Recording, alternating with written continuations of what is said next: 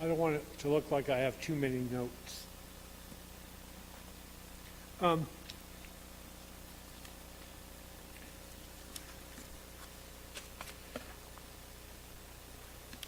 What interested me, I've never done a Thursday service before. This is the first church I've been a part of that actually did it, which is very cool to me. And so if I say stuff that you already know, I apologize.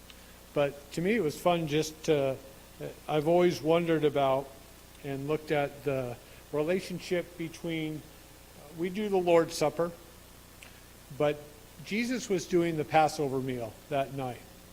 And so there are differences in the intent. We are told in Corinthians that we do the Lord's Supper to remember Jesus' crucifixion and the fact that he died. And so in the way we're doing the week, he doesn't die till tomorrow. And so this is more of a Passover kind of approach to it. And it was called the Seder, which means order. And there were certain points that they would do in this Passover meal. And of course it honored and remembered Israel being saved or rescued out of Egypt. And the night of the Passover where the angel of death passed over the firstborn of the Israelites and killed all the firstborn of the Egyptians, animals included. And so they honored this for thousands of years. And so when Jesus did it, they had to order. And it was just interesting to me because the first order of the Passover meal was that they would bless the wine. There were 4 cups of wine that they took. 1, 2, 3, 4. And so they would bless the wine. The second part would be to sanctify, which was in John 13, we have Jesus washing the feet of his disciples at the beginning of the Passover meal, before the meal started. And so that was his way of sanctifying them, preparing them, cleansing them for the meal they were about to have. Then they would have the first cup, and it was referenced tonight by Rick. It's also in Luke and Matthew, I think, where they talk about Jesus as he says, I've been waiting to share this meal with you. And that's when they were having the first cup of wine. And what's interesting about the meal is there's 6 different components, and I'm not going to go through them all. But there were 3 pieces of bread called matzah, and that's the bread they were supposed to eat that night, on the night of the original Passover. They were supposed to eat it standing up, and they were supposed to eat it as if they were in a hurry. That's what the meal was designed to remember how they had to leave their homes behind and get on the road to the promised land. It wasn't meant to reflect comfort, which it did later. Later in the Passover, they reclined around the table to celebrate their freedom from the Egyptians, and they reclined because they thought that was how people who had money or who had influence, who were totally free, would recline. They didn't have to worry about running away anymore. And that's part of why they had the 4 cups of wine, was that to them it represented freedom, influence. They weren't slaves anymore. They could recline around the table. They could drink wine. And so these are all just little parts of the Passover that Jesus was celebrating that night with his disciples. They would eat vegetables dipped in salt water to remind them of the tears of slavery. They would dip them twice, not just once. They would dip twice to remind them of that. They had a bone or shank or some kind of piece of a lamb roasted to remind them of that night also, and again, foreshadowing Jesus' death. They were all just a bunch of cool little elements that would take me an hour to talk about. But what really was interesting was something called the matzah bread. And it was bread that was made without leaven. It was very skinny. It had to be pierced.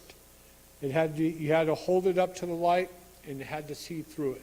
So it was pierced. And the way they did it, they had a cloth or a container, and it had 3 levels. and there were 3 pieces of matzah, one on each level. And at one point in the meal, whoever was running the Seder would take out the middle piece, and he would break it. And he would take the biggest piece, and he would wrap it in linen, and he would put the smallest piece back in.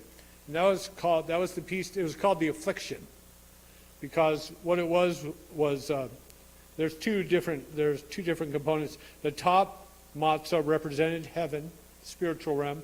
Bottom piece represented earth, the physical realm, and the middle section represented humanity. The weird tension between heaven, the spiritual freedom, and earth, where there was affliction and brokenness and all kinds of sadness. And it was hard. And so they would take the smaller piece and then they would take this one and wrap it in linen, and then the leader would go hide it somewhere in the house or bury it for later on. And it's called the afikomen, is what that was called. And they would go to the next part. They would tell the story of how they were rescued. They would washing of the hands again, the blessing over the bread.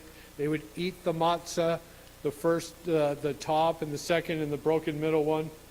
They would eat bitter herbs instead of regular vegetable to remind them of the bitterness of slavery. They would eat a sandwich, eat dinner. And this is at the end of the meal, and this is the part that's relevant to communion.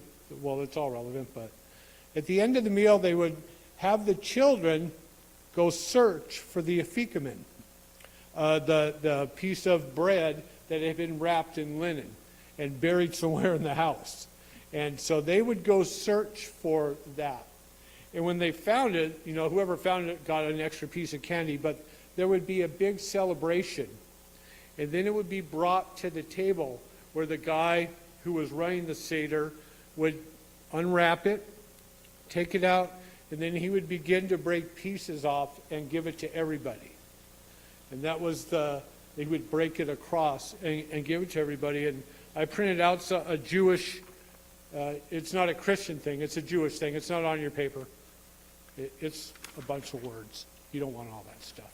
And just so you can tell you what the afikomen represented, the implication is that the afikomen, and that's a Greek word, I think it means dessert.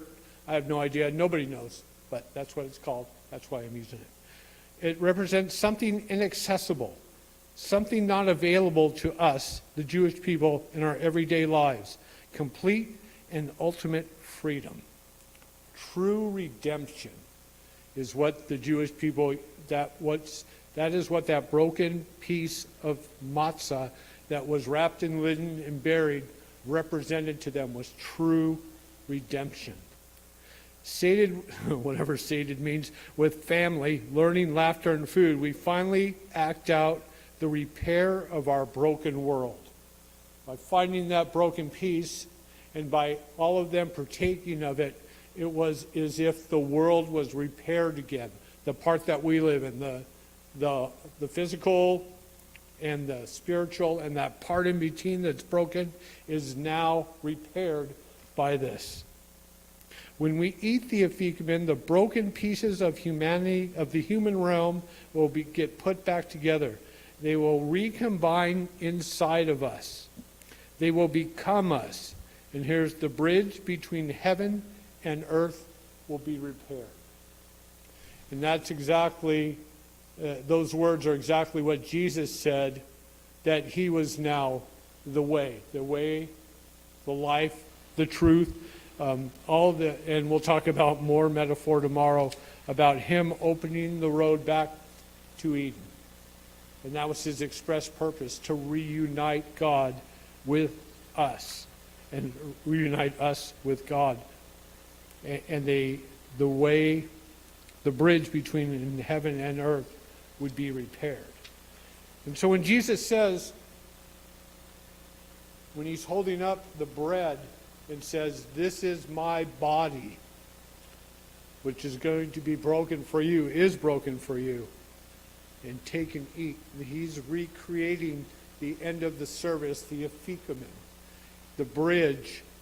My body is going to become the bridge. My death is the bridge between heaven and earth now. Humanity will be restored in me. I am the human.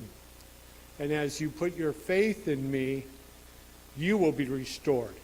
As it says, inside of you. You still have, that's the challenge. That's where that comes from. That's Jesus' challenge, asking you to have faith in him, that he is the one who is wrapped in linen and hidden away. And when you find him and partake of him, eat my body, when you partake of him, you are a new creation. And then at the end of the meal, they have a cup in the middle of the meal. At the end of the meal, they drink the third cup. And it's the blessing after the meal. And they have their third cup of wine. And what it is, it's called the cup of redemption. They all have their names. Sanctification, I forget the middle one. Third cup is sanctification. And the third cup is redemption. And that's the cup Jesus would have held up at the end and said, this is the cup of the new covenant. This is redemption, which is what they were looking for. True freedom, true redemption.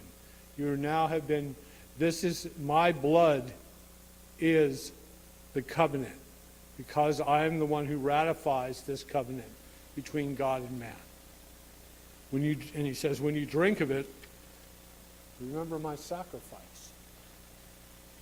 And so that's what we represent here, is the third cup of the communion, the third cup of the Passover, the cup of redemption. We are redeemed by Jesus' blood. We are redeemed when we have faith in what Jesus did.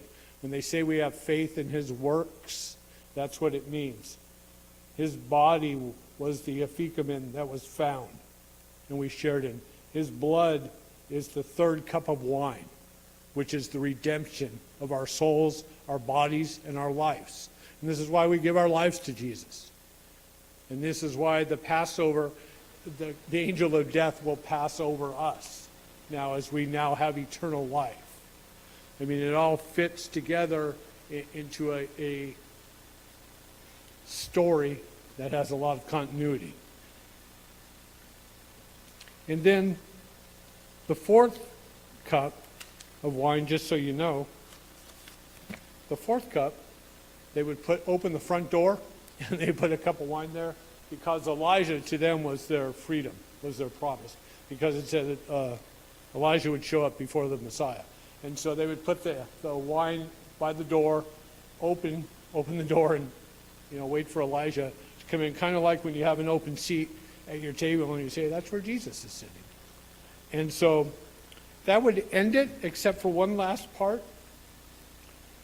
And you have to remember, the Last Supper was the last time Jesus was meeting with his friends.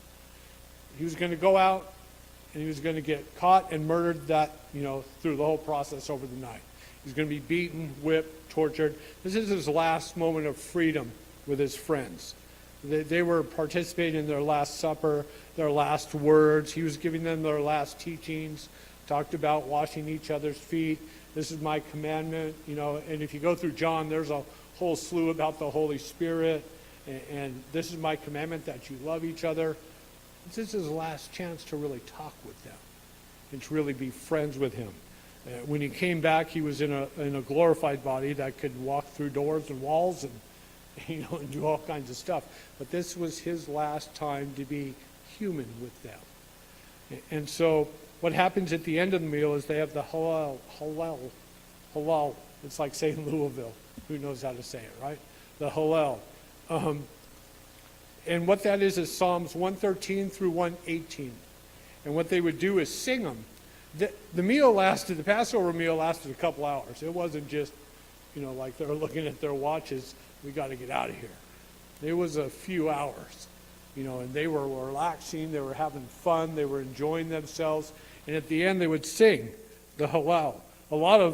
There's a few places in the middle where they would sing, but it was Psalms 113 through 118. That is what they did, and I'm not going to read it, but I just gave you Psalm 118 because that was the last song Jesus sang as a human. That would have been the last one. They probably sang it on the way. It's about a half-hour walk from the upper room where they think it is out to the Mount of Olives. So the very last song, and Jewish people sang everything. They're as good as Catholics. The very last song Jesus sang was Psalm 118. And that's the one, it has a lot of great allusions to his work on earth. And to them, singing was a big part of their culture, and dancing. And this would have been his last time. This was his last song that he sang with his friends. And now all we have to celebrate, and it's a celebration, don't get me wrong, but he did die. And he is resurrecting on Sunday, in case anybody forgot. But the fact is, he came back as glorified. So he said, this is the last time I'm going to drink wine with you guys. This is it. We've had these celebrations. It's been great, but I'm leaving now. And the next time we drink wine, which to me is like, cool. There's wine in heaven. Next time we drink wine is going to be in heaven with Jesus. And so, yeah, if you read Psalm 118 with that knowledge, that's why I said tonight is about the last song. To me, it adds gravitas. It makes it more accessible. This is the last song he sang with his buddies. This is their last song. This is his last song on earth. And so we're going to do communion now, both to celebrate, which is a weird word again, Jesus' death, but also to remember that this is a Passover meal that he did and the significance of what he said. It was the breaking of the middle matzah, and it was the third cup of redemption that brought it in. That's what Paul and they were all referencing, was the Passover meal and the significance of what Jesus did. So we're going to have communion now, and we're going to sing the song.